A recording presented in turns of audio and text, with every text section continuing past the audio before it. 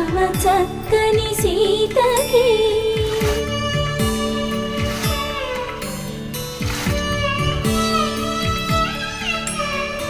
ఎర్ర జాబిలి చేయి రాముడేడని అడుగుతుంటే